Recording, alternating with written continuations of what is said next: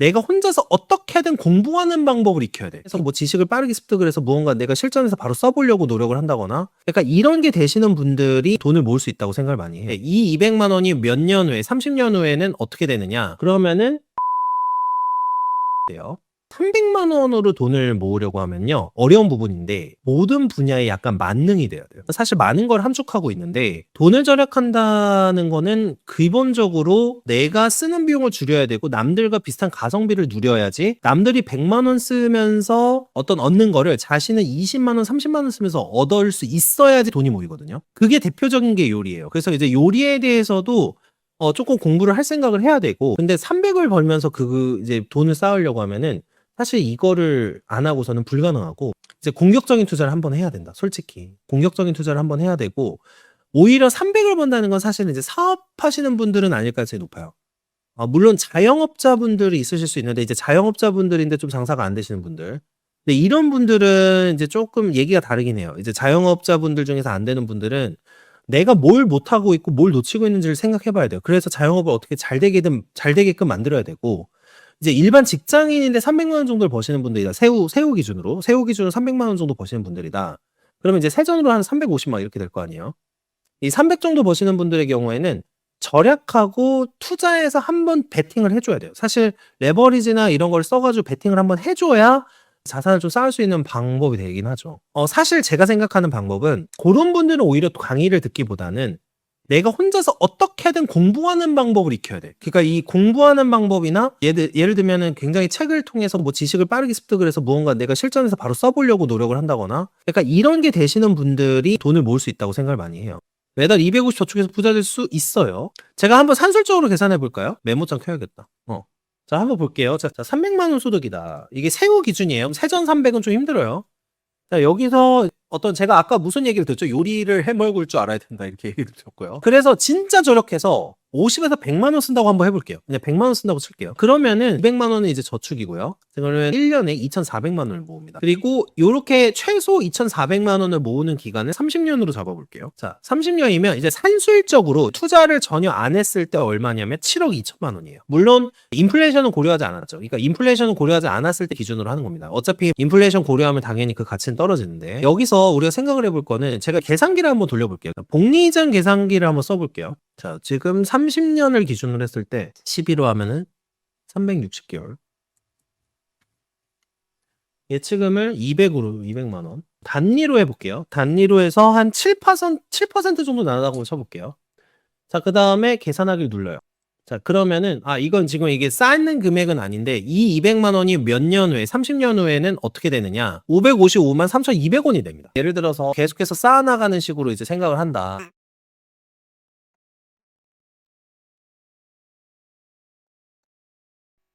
자, 그러면은 11억 7,810만 원이 돼요.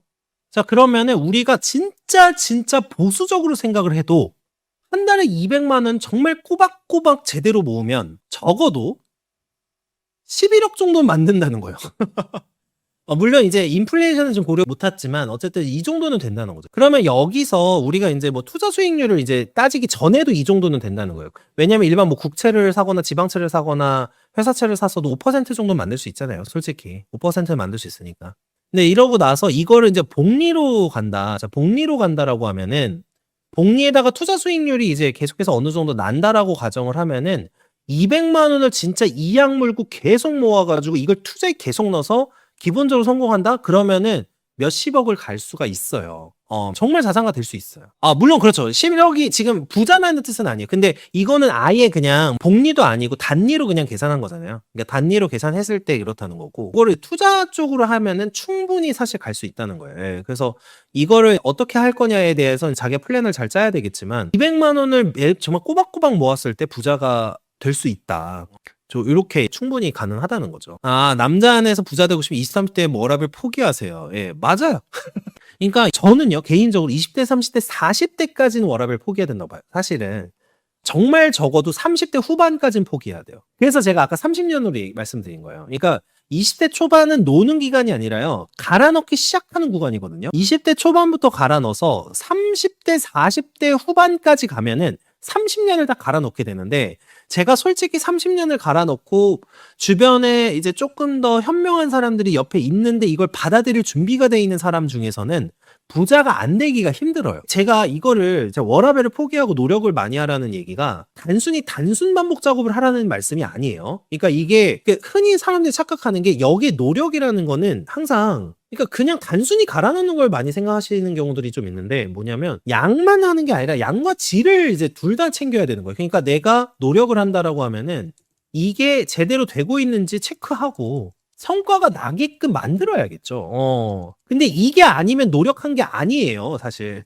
근데 사람들이 보통 흔히 착각하시는 게 그냥 내가 그냥 시간 때우기 하고 있으면 노력한 거라고 생각해요. 노력을 하고 워라밸을 포기한다 이런 뜻은 어떤 뜻이냐면 내가 이걸 해봤는데 한 3달 미친 듯이 노력을 했는데 잘 안 돼요. 그러면 내가 뭔가 방법이 잘못됐구나라는 걸 생각을 하고 다른 방식으로 고민하거나 아니면 내가 이 분야는 그래도 내가 갈아 넣는 만큼 노력하는 만큼 비례해서 어느 정도 돈을 벌 수 있구나라는 이런 게 있어야 된다는 거죠. 그러니까 이런 게 있어야 고민을 하면서 이걸 수정해 나가고 이거를 노력이라고 보는 거지. 그냥 내가 하루에 이제 회사에 들어가서 그냥 9시부터 6시까지 있는다고 노력은 아니에요. 예, 이건 노력이 아니거든요. 그런 부분들이 좀 있죠. 그래서 젊었을 때 20대 초반부터 40대 후반 정도까지 갈아 넣는 게 인생에서는 중요한 플랜이다. 사업하신 분들은 더 갈아 넣고요. 의사 같은 직업은 사실 언제부터 갈아 넣은 거냐면 이제 10살 때부터 갈아 넣어서 공부로 갈아 넣어서 만든 직업을 뭐 계속 유지를 하는 거예요. 그러니까 그 기준이 좀 다른 거죠. 맞아. 저 노가다 하시는 분들 중에서 알부자 분들이 있어요.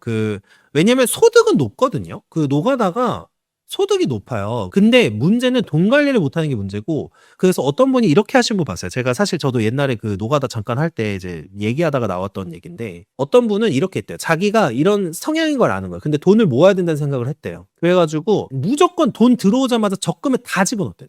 적금에 다 집어넣어서 그렇게 한 다음에 집을 샀는데 그 집이 어디였냐면 반포 쪽 재개발이었어요. 그냥 그렇게 안 하면 맨날 술 먹으니까 술 먹고 막 이렇게 돈 써버리고 하니까 자기가 그걸 알아가지고 이제 그냥 일단 적금에 넣었대요. 그래서 그렇게 해서 시드가 됐고 그냥 적금 넣어서 시드 모은 다음에 집 한 채를 사신 거야. 네, 그냥 집 한 채를 사셨는데 그렇게 된 거죠. 그런 분도 꽤 있어요. 아까 말씀하신 대부분은 탕진이에요. 30대는 연봉 올리라는 조언. 연봉 올려야죠. 예, 당연히 연봉 올려야죠. 연봉 올리면서 재테크 공부도 해야죠.